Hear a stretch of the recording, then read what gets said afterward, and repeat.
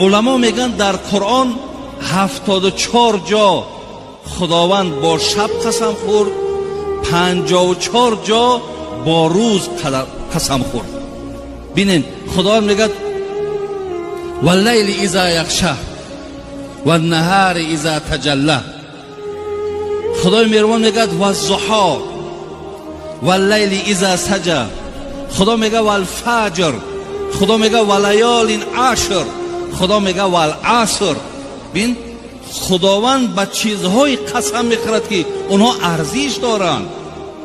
الله را ببین به وقت قسم میخورد که این شب و روز، این زمان، اینها ای وقت عبارتند. زین لحاظ برادرای عزیز، شاید که ما باز تکرارم شود، ما به قدر وقت نمیرسیم. بابا جان میگویند که چیزهای شیری را فروختن گناه است، ولی ما از روی زندگی وزنینمان شیر چکه میفروشیم. در خانه گناهگار میشیم یا نه؟ نه، کسی گپ گفت از خطا کرده است. یعنی چیزهای شیری را فروختن فرق ندارد.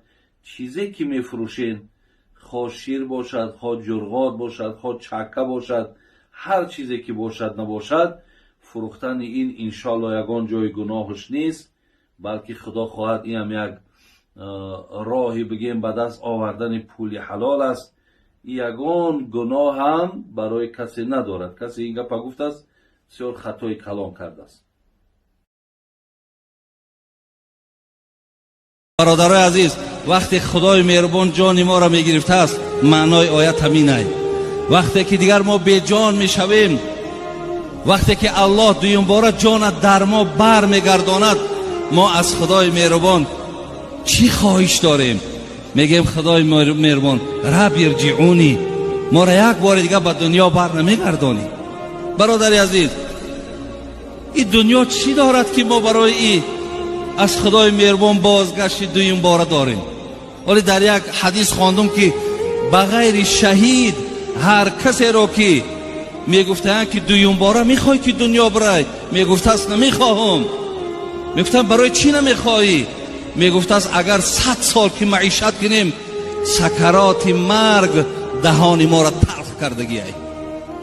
یعنی آن مشکلاتی را که ما در حالت مرگ کشیدگیم، هیچ وقت بازگشتی به سوی دنیا دیگر نمیخواهیم. حضرت عبی چی میگه؟ که من زین رنج دنیا میکشم از بحر دیدارش، وگرنه این به یک دم بزم جان کندن نمیارزد. همه این مهنتی من برادرای عزیز میگه به خاطر آن است که با دیدار الله برسم، و الا همه دنیا را به تمام لذتش جمع کو، به یک بزم جان کندن نمیارزد. یه ارزش هم یک جان کندن ندارد. پس برادرای عزیز، از خداوند برای چی این بنده طلب میکرده؟ اینجا میگه لعلی اعمل صالحا فیما ترکت. خدایا من در دنیا در وقت بسیار به اهمیتی کردم، در وقت تماما اهمیت ندادم. میخواهم که همون به اهمیت